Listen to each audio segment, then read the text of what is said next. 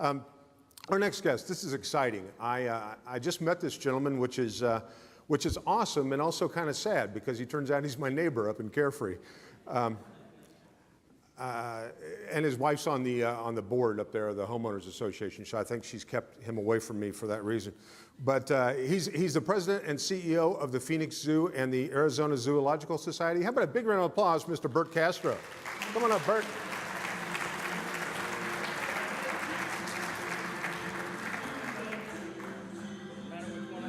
I don't think so.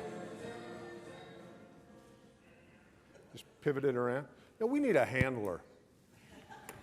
There we go. I'm a handler. Yeah, well, that's a good point. Good to have you here, Bert. Good to see you, Mark. Nice to meet you. Nice meeting you, neighbor. Yeah. Won't you be my neighbor? We could have played that.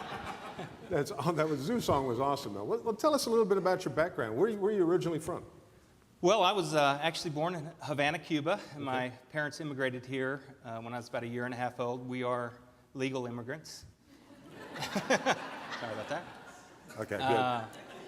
I grew up in Oklahoma and went to Oklahoma State University. I think our previous guest, Terry, was an alumni of OSU, and spent much of my time there. And after college, got into the zoo field, and now I run a zoo. You know, I went to Missouri, which was the Tigers, which makes more sense for you to have gone to a school instead of the Cowboys. How'd you go from the Cowboys to a zoo? But anyway, well, how'd you get in the zoo business? Well, you know, as a kid, I had a lot of animals, and I had this affinity for animals, and my mother always took me to the zoo, and so I was the first in our family to graduate from college, and when I told my parents I wanted to be a zookeeper, all I remember is seeing my dad go, you know, shake his head, what the heck do you want to do that for? So after college, I started sending out resumes to almost every zoo in the country, and I'd get a little thin letter back saying, thanks, but no thanks. And I started volunteering in my hometown at the Tulsa Zoo. And my very first job as a volunteer, every Saturday, back in those days, they didn't get little frozen rats like you do now. You get little frozen rats in packages to feed the animals. And they raised their feeder mice. And guess what? Nobody liked to clean the rats and mice. And so my job was, every Saturday, was to go and for about 8 hours, they had about 2,000 to 2,500 rats and mice, and I would spend 8 hours cleaning the rats and mice. So eventually I got on, and I started working at the zoo, and started off as a keeper, became an assistant curator at another zoo, a curator at another zoo, a general curator at another zoo, executive director of the Oklahoma City Zoo, and then eventually president of the Phoenix Zoo. That's really, you know, I'm condensing a quick timeline. Yeah, a quick timeline. That happened over about 26 years. A lot of shoveling between beginning and A lot of shoveling. Yeah. You think you guys shovel a lot. Well, that's awesome. You know, when you think of zoos, everybody talks about the San Diego Zoo and stuff, but whenever I go to the Phoenix Zoo, I'm blown away by what a cool place it is, the atmosphere right there in the little Papago Mountain. It's a beautiful place. It really is. Well, good for you. What's you got any fun stories about zoo life? Well, I do. I've got several, but one that comes to mind is when I was a new zookeeper. I was very excited, out of school, and I thought, good God, they're paying me to take care of animals. I just loved it. And I worked in the children's zoo, and I had finished cleaning up all the pens, and we had this little donkey out in a pasture out behind the scenes, and I had just cleaned up a pen where the female donkey had been. And you know where this is going, right? Not yet, but... he was out in the pasture, and it needed to be cleaned, so I took the bucket that I had used to clean the female's pen up. You know where this is going, don't you? Yes. And so I pulled it in there and started cleaning up, and I saw him. He had a real strong interest in this bucket. Well, he started smelling around, and then he started to do the Flehmen response. And if any of you have lived on a ranch or worked around cattle or horses, it's how the male tests the female if she's in estrus. So he was Fleming, and I turned my back on him, which was my first mistake. and I was looking over, and I could see that he was kind of getting a little excited, and I went back to work, and before you know it, I had two hoofs on my waist, and the female wasn't in the yard, and I was the only one in the yard. So I could get into a lot more graphic detail, but I won't do that. What I did think, though, after I barely made it out of the yard, was that I would go back to school and become an accountant, because it was a kind of a scary experience. But as a zoologist, I knew that, but I should have known better. Because if you're an accountant, you're on the other end of that deal.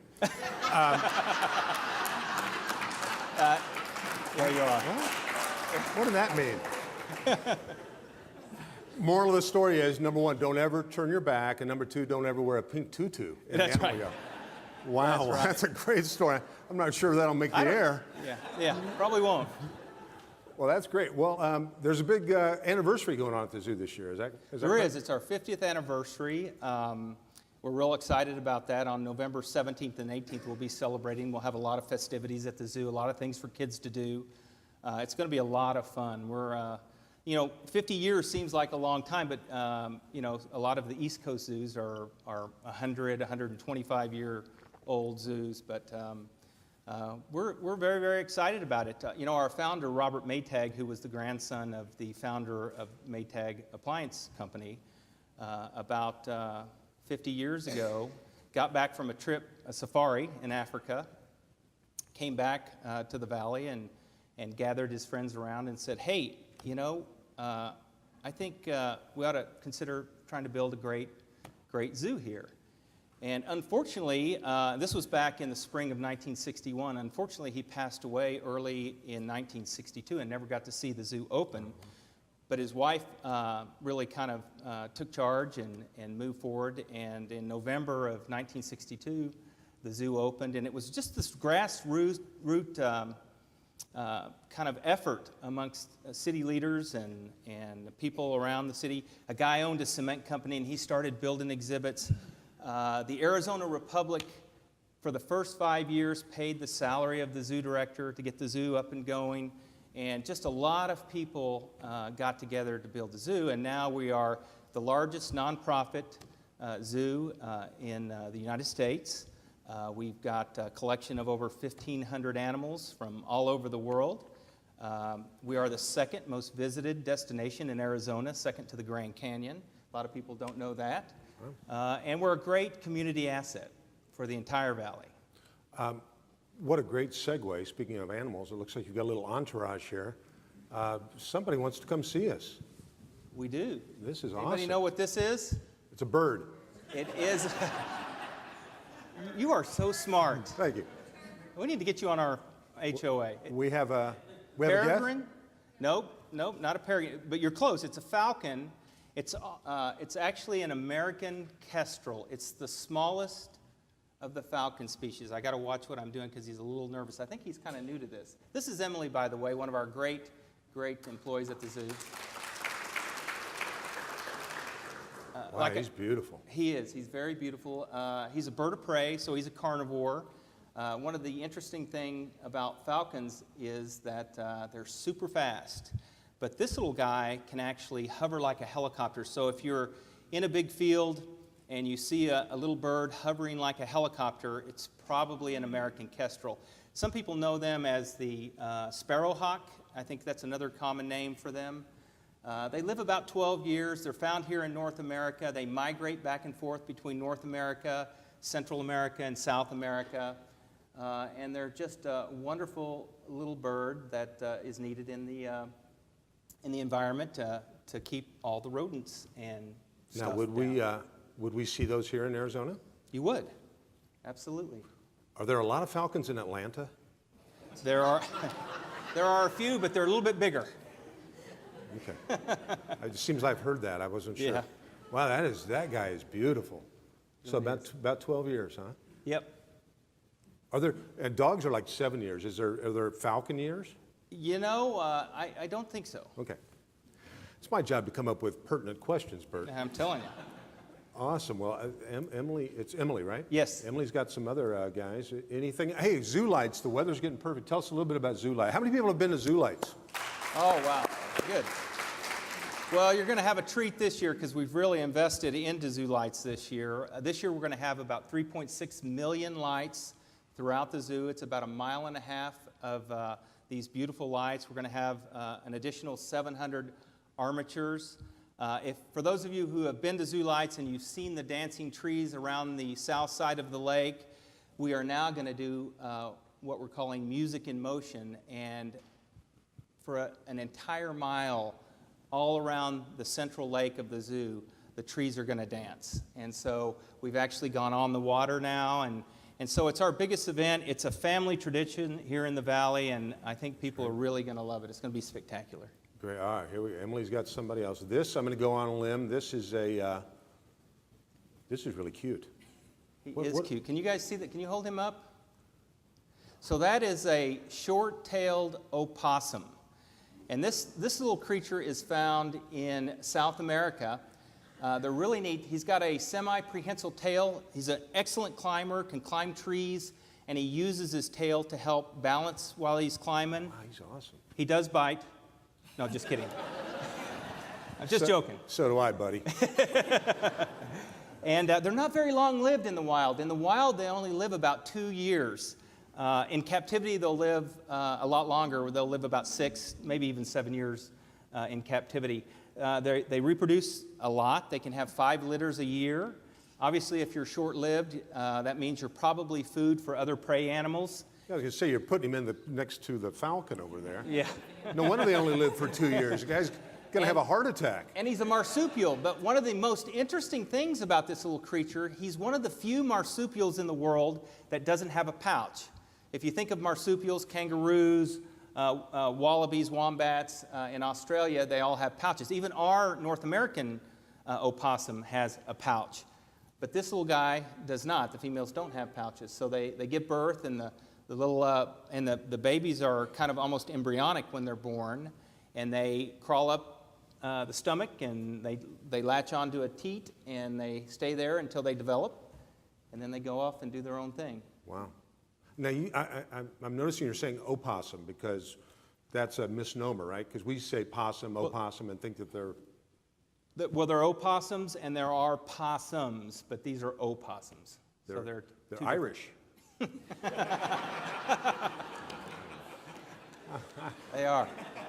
That's good. That was a good one. Thank you. I got to give you that one. I was trying to think if I had any... Let's see if I can stump a zookeeper. Do you know what you get if you cross an elephant with a rhinoceros? I don't. Elephino. Elephino, yeah. Pretty good. That killed him in 3rd grade. Well, that is great. Oh, now here we go. This is, I got to go. Wow, now this, a snake? It is. It's called a Woma python, found in Australia. Now, this little creature can get up to about 8 foot in length, but generally they're 5 or 6 feet in length. They're a constrictor, so they're not venomous, obviously, or Emily wouldn't be holding him. I'm not a reptile guy, I'm a mammal guy. But what they do is they crawl down into little rodents' burrows, and they capture them. Hold on. There we go. And they constrict them. A lot of times the burrows are so narrow that they can't wrap around them, but they'll kind of push them up against the burrow until they die, and then they eat them. But wow. Really just a neat little snake, and an endangered species, I believe. So it's CITES 1, Appendix 1 animal, and most of it is due to habitat destruction or the loss of land. So. And that Australia is where we find that. That's correct. Yep. Wow. Very cool. Very cool. Thanks, well, you Emily. know what? I know we could talk for hours, and you're a fascinating guy. And the best way to do this is a little taste of what you can get when you go to the Phoenix Zoo. So are you open every day of the year? Or? We're open 364 days of the year. On Christmas, we're closed. Okay. Right now, we're open 9 to 5. and we'd love to see you come out. And by the way, I'm doing a gig there for a holiday party for a company. It's a great place to have weddings and all kinds of functions. It right? is. You know, we really value the community, and so there are a lot of events that happen out at the zoo. If you want to have a corporate party or a birthday party, a bar mitzvah, a wedding, check out the zoo. We've got some wonderful facilities. It's a great place to come out and have events, and then you get to hang around with the animals, which obviously is always fun. And there's a shovel with your name on it. That's right. Thanks, Bert. I'll put you to work. Thanks so much, Thank you Mark. very much. Bert Castro, ladies and gentlemen.